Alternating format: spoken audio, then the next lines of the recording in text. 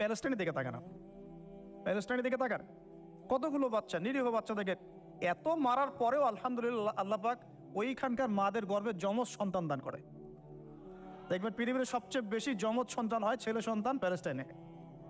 সুবহান আল্লাহ পাকে দেখেন, মুসা আলাইহিস সালামকে আল্লাহ পাক জন্ম দিয়েছেন পরের বছর, মানে যে বছর জবাই করা চলছে তার পরের বছর মুসা আলাইহিস সালাম জন্ম নিয়েছে। এবার তার মা তো ভীত সন্ত্রস্ত, কি করবেন, কিভাবে হবে, ফেরাউন জানতে পারলে তো মেরে ফেলা হবে। এখন আল্লাহ পাক তাকে ওহী করলেন। এই ওহীটা নবুয়ত না, কিন্তু মনের মধ্যে ইলহাম। এটা কি বলি? ইলহাম, যে তুমি তোমার সন্তানকে ভাসিয়ে দাও। কোথায় ভাসাবে? কোন মা পারবে বলে? তো মারা কেটে পারবে? ও মুসা আলাইহিস সালামের মায়ের কলবটা কেঁদে উঠলো। আল্লাহ পাক বলছেন, আমি যদি তার কলবকে দৃঢ় না রাখতাম সেই কাজ করতে পারতো না। সুবহানাল্লাহ। তার অন্তরকে দৃঢ় কে রাখে? আল্লাহ। আমরা সে আল্লাহর কাছে অন্তরের কলবের দৃঢ়তা কামনা করি। আমি এই জায়গা থেকে একটু মনোযোগ দিয়ে বুঝতে হবে, আস্তে আস্তে শেষ করে দিব। এবার আল্লাহ রাব্বুল আলামিনের শান এবং তার পরিকল্পনা দেখুন। আল্লাহ পাক মুসা আলাইহিস সালামের চেহারার মধ্যে মোহাব্বত, ভালোবাসা দিয়ে দিয়েছেন। মানে সুবহানাল্লাহ। অনেক মানুষ আছে না, বাচ্চা দেখলে মহব্বত জায়গায় ভালো লাগে, খুব আদর করতে ইচ্ছা করে। ফেরাউনের ঘরে সন্তান নাই, তার স্ত্রী পানির ঘাটে বাচ্চা চলে আসলো। বাচ্চা দেখে সে বলছে, মাশাআল্লাহ, এত চমৎকার একটা সন্তান, ফুটফুটে বাচ্চা। ফেরাউনের কাছে নিয়ে গিয়ে বলছে, একে রেখে দেই, লা তাকতুলু, তাকে হত্যা করো না, আয়সা ইয়ানফাআনা আও নাত্তাখিযাহু ওয়ালাদা, তাকে আমরা রেখে দিই, হয়তো সে উপকারে আসবে, অথবা আমরা তাকে সন্তান হিসেবে গ্রহণ করতে পারি। তো ফেরাউন কিন্তু খুব সতর্ক ছিল। তারপরেও আল্লাহ পাক তারই ঘরে মুসা আলাইহিস সালামকে বড় করলেন। সুবহানাল্লাহ। আর মুসা আলাইহিস সালাম ফেরাউনের স্ত্রী দুধও পান করছে না। তখন মুসা আলাইহিস সালাম একজন বোন আছে, সে গিয়ে তাদেরকে খবর দিল যে, আমরা কি তোমাদেরকে হাল আদুল্লুকুম আলা মা ইয়াকফুলু, এমন একজনের কথা বলবো যে মুসাকে দুধ পান করাবে, এই বাচ্চাকে দুধ পান করাবে। আল্লাহ পাকের কি কৌশল! আল্লাহ পাক ওই মায়ের কোলেই আবার মুসা আলাইহিস সালামকে ফিরিয়ে দিলেন। এদিকে মায়ের দুধ খাচ্ছে, ফেরাউনের ঘরে বড় হচ্ছে, আবার ফেরাউন একটা বড় অঙ্কের হাদিয়া তার মাকে দিচ্ছে দুধ পান করানোর জন্য। সুবহানাল্লাহ। আল্লাহ পাকের পরিকল্পনা দেখেন। আমি আসলে বুঝাতে পারছি না ভাই, আমার ল্যাঙ্গুয়েজের প্রবলেমের কারণে মাফ করবেন। অনেক তথ্য মাথায় থাকলে কথা বলাও টাফ হয়ে যায়। তো সুবহানাল্লাহ, আল্লাহ পাকের পরিকল্পনা দেখুন। যে নবী মুহাম্মদ সাল্লাল্লাহু আলাইহি ওয়াসাল্লামকে মক্কা থেকে তাড়িয়ে দিচ্ছে মানুষ, আল্লাহ রাব্বুল আলামিন সেই মক্কা নবীর পায়ের সামনে এনে দিলেন। সুবহানাল্লাহ। মাত্র 8 বছরের ব্যবধানে। যে বদর যুদ্ধে মুসলিমদেরকে একদম নিঃশেষ করে দেওয়ার প্ল্যান করা হয়েছে, ওই বদরেই আল্লাহ রাব্বুল আলামিন আবু জেহেলের মৃত্যু লিখে রাখলেন। যে ইউসুফকে কুয়ায় ফেলে দিল তার ভাইরা, সেই ইউসুফকে আল্লাহ পাক সেখান থেকে কারাগার, রাজপ্রাসাদ, সেখান থেকে কারাগার, সেখান থেকে আবার নিয়ে আসলেন মিশরের পলিটিক্যাল পাওয়ারে। আল্লাহর পরিকল্পনা। যে ইয়াসরিব একসময় ইহুদিদের দাপটের জায়গা ছিল, ওই ইয়াসরিব মুসলিমদের পরতলগত করলেন আল্লাহ পাক হিজরত করিয়া। বাদশাহ নাজাশী আবিসিনিয়ায়, আমি তো মালয়েশিয়াকে একটা আবিসিনিয়া মনে করি, এখানে মাশাআল্লাহ এরকম পরিবেশ আছে, শান্তিপূর্ণ ইসলামী পরিবেশ। বাদশাহ নাজাশীর এরকম পরিবেশ ছিল। বাদশাহ নাজাশী কিন্তু মুসলিম ছিল না, সে খ্রিস্টান ছিল। তারপরেও নবীজি বলতেন, বাদশাহ নাজাশীর রাজ্যে কেউ জুলুমের শিকার হয় না। সুবহানাল্লাহ। যদিও সে মুসলিম ছিল না, ওখানে ইসলাম নিয়ে গেলেন আল্লাহ পাক। ওখান থেকে পুরো আফ্রিকায় ইসলাম ছড়িয়ে পড়লো। সুবহানাল্লাহ। এক খালেদ বিন ওয়ালিদ রাদিয়াল্লাহু আনহু, যার হাতে উহুদ যুদ্ধে বহু মুসলিমের প্রাণ গিয়েছে না, সেই মানুষকে আল্লাহ রাব্বুল আলামিন হেদায়েত দিয়ে 100টা যুদ্ধ করিয়েছেন। সুবহানাল্লাহ। আল্লাহ পাকের পরিকল্পনা আমরা বুঝতে পারবো না। আল্লাহ পাকের পরিকল্পনা আমরা বুঝতে পারবো না। ওয়া মা কারাল্লাহ, তারা কৌশল করে, আল্লাহ পাকও পরিকল্পনা করে। দেখেন, এই যে প্যালেস্টাইন নিয়ে এত সমস্যা করছে না, আল্লাহ পাকের কি পরিকল্পনা! সুবহানাল্লাহ। আল্লাহ পাক সমস্ত জিউসদেরকে ওইখানে একত্রিত করেছেন। কেন জানেন? কেন জানেন? আল্লাহ পাক এই যে 1914 থেকে নিয়ে 2023 এই যে সালগুলো চলছে, 100 বছর, লাস্ট 100 বছরে সারা ওয়ার্ল্ডের জিউসদেরকে ওখানে একত্রিত কেন করেছেন জানেন? যেইভাবে আল্লাহ পাক ফেরাউনের দলবলকে লোহিত সাগরে ডুবিয়ে দিয়েছেন, ওইভাবে আল্লাহ পাক প্যালেস্টাইনিদের সবাইকে ডুবাবে ইনশাআল্লাহ। এটাও আল্লাহ পাকের একটা বড় পরিকল্পনা। এটা ওরা বুঝতে পারছে না, কিন্তু সময় সাক্ষী দেবে ইনশাআল্লাহ। দেখে নিয়ে আমরা 100% হলফ করে বলতে পারি এটা হবেই ইনশাআল্লাহ। এই কারণেই লাস্ট এই যে অটোম্যানদের ডিফিটের পর থেকে নিয়ে 1970 থেকে নিয়ে যে first world war, second world war করতে করতে সব জায়গা থেকে জিউসদেরকে একত্রিত করেছে এখানে, বিকজ অফ লাস্ট একটা সর্বশেষ একটা ম্যাসাকার আল্লাহ পাক করবেন এদেরকে ইনশাআল্লাহ। কার হাতে? ঈসা আলাইহিস সালামের হাতে। আমাদের উম্মতের মধ্যে কে নেতৃত্ব দিবেন? ইমামুল মাহদি, যার নাম হবেন মুহাম্মদ। তার নাম কি? মুহাম্মদ, তার বাবার নাম আব্দুল্লাহ, তার মায়ের নাম হবে আমিনা। তো এটাও ক্লোজিং টাইম। এখন আসুন, তো আল্লাহ পাকের কি পরিকল্পনা, যৌবনকালটা আল্লাহ পাক মুসা আলাইহিস সালামকে ফেরাউনের ঘরেই কাটালেন, এবং আল্লাহ পাক মুসা আলাইহিস সালামকে দুটো গুণাবলী দিয়ে বড় করলেন। দুটো গুণাবলী মনে রাখবেন, এক হচ্ছে কওয়িম, তিনি শক্তিশালী ছিলেন, ফিজিক্যালি অনেক শক্তিশালী ছিলেন। আমিন মানে বিশ্বস্ত ছিলেন, কওয়িউল আমিন, মনে থাকবে ইনশাআল্লাহ। আমরাও আল্লাহর কাছে দোয়া করি, আল্লাহ আমাদেরকে কওয়ি বানিয়ে দিন এবং আমিন বানিয়ে দিন, আমিন। এবার যৌবনে উপনীত হয়েছেন, টকবকা রক্ত, বাইরে বের হয়েছেন, বাইরে বের হয়ে দেখছেন যে দুজন ব্যক্তি লড়াই করছে, ইয়াক্তাতুলান রজুলান ইয়াক্তাতুলান, দুজন ব্যক্তি মারামারি করছে। একজন মিন শিয়াতি, তার বনু ইসরাইল কওমের মধ্যে, আরেকজন হচ্ছে আদুই, তার শত্রুর মধ্যে।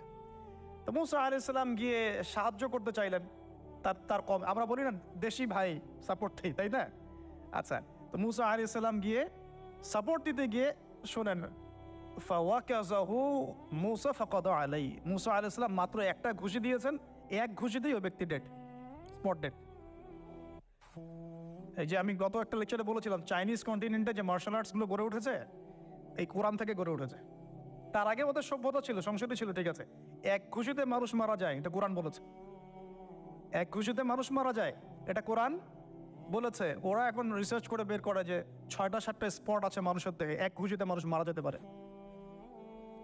কোরআনকে আমরা মূল্যায়ন করি না, কিন্তু কোরআনকে সারা দুনিয়ার অমুসলিমরা মূল্যায়ন করে ওদের স্বার্থে। ওদের স্বার্থে তারা আমাদের কোরআনকে মূল্যায়ন করে, আমাদের হাদিসকে মূল্যায়ন করে। আমরা করতে চাই না, আল্লাহ মাফ করুক আমাদেরকে।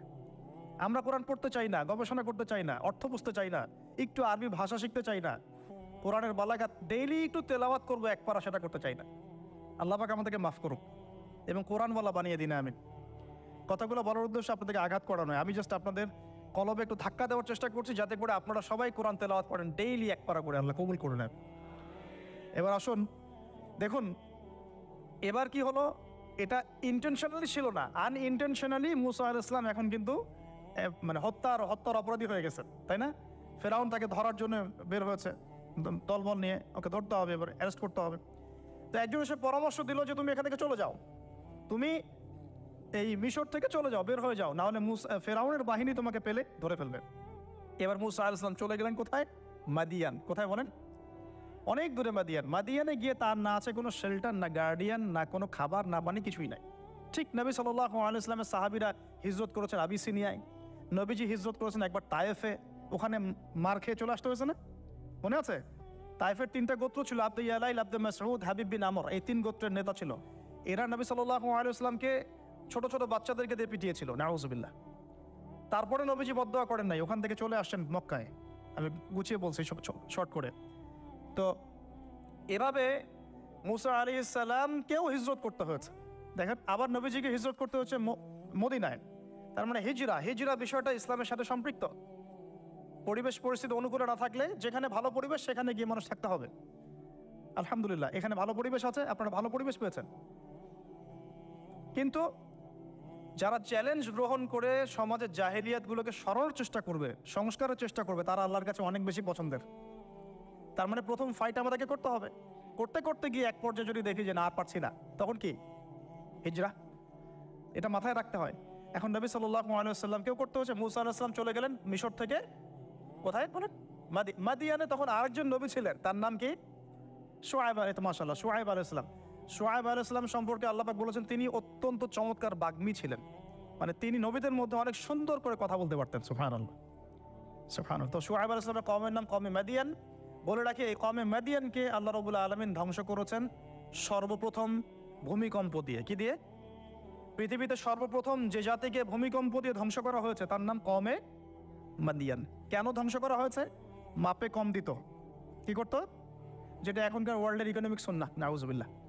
মানুষকে ঠকানো এখনকার ওয়ার্ল্ডের ইকোনমিক সুন্নাহ।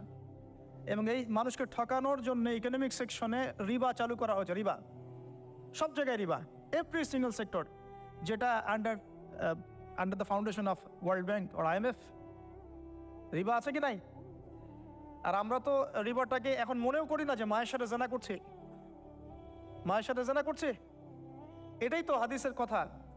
রিবার 70 শাখা আছে পাপের, 73 শাখা আছে পাপের, সর্বনিম্ন শাখা মায়ের সাথে জেনা করা, নাউজুবিল্লাহ। তো এটা ইকোনমিক সুন্নাহ হয়ে গেছে না এখন, মানুষকে ঠকানো, মাপে কম দেওয়া, রিবা। আর আমরা তো মাশাআল্লাহ ঘুষ ছাড়া কিছু হয় না, দুর্নীতি ছাড়া হয় না, টেবিল পাসই হচ্ছে না। আল্লাহ মাফ করুক আমাদেরকে। তবে এগুলা আমাদের ইবাদতকে নষ্ট করে ফেলছে, কারণ হারাম রিজিক থাকলে ইবাদত দোয়া কবুল হয় না। আল্লাহ পাক আমাদেরকে হালাল খাওয়ার তৌফিক দান করুন। এখন প্রিয় ভাইরা, ওখানে গিয়ে কিচ্ছু নাই, নিঃস্ব অবস্থায় কি দোয়া করতে পারেন একজন মানুষ, এই দোয়াটা শিখে নেন, ইনশাআল্লাহ আপনার জীবনের সমস্ত সংকট কেটে যাবে ইনশাআল্লাহ। আমি নিজেও ওই দোয়াটা বেশি বেশি করার চেষ্টা করি। দোয়াটা হচ্ছে, মুসা আলাইহিস সালাম একটা গাছের নিচে হেলান দিয়ে বসলেন, বসে দেখলেন দুইজন মেয়ে দাঁড়িয়ে আছে দূরে, পানি নিতে পারছে না, লোকজন পানি নিয়ে যাচ্ছে, ওরা দাঁড়িয়ে আছে বেচারি। মুসা আলাইহিস সালাম গিয়ে বললেন, কি সমস্যা আপনাদের? এটা নিয়ে আপনারা আবার মেয়েদের সাথে কথা বলার চেষ্টা করেন, ঠিক আছে? তো মাহারাম গায়রা মাহারাম মেনে চলে। তারা বললো যে আমাদের বাবা অনেক বৃদ্ধ মানুষ, আমরা পানি নিতে পারি না যতক্ষণ না আমাদের কম পানি নিয়ে চলে যায়। তো মুসা আলাইহিস সালাম তো একটু বললাম না, ফিজিক্যালি খুব স্ট্রং ছিলেন, থাকে না বডি বিল্ডার, সামনে গিয়ে কথা বলে সরব পানি নিতে দাও, তখন মানুষ একটু মূল্যায়ন করে না। তো মুসা আলাইহিস সালাম এভাবে পানি নিয়ে দিলেন এবং বাছুরদেরকে পানি পান করালেন, করিয়ে গাছের নিচে এসে বসে আছেন। বসে বসে তিনি দোয়া করছেন, এই যে দোয়াটা তিনি দোয়া করছেন, রব্বি, একটা নেক কাজ করলেন না, মানুষের উপকার করলেন, নেক কাজ করে এসে গাছের নিচে বসে দোয়া করছেন, আল্লাহ এখানে তো আমার খাবার পানি বাসস্থান কিছুই নাই, আমি কি করব?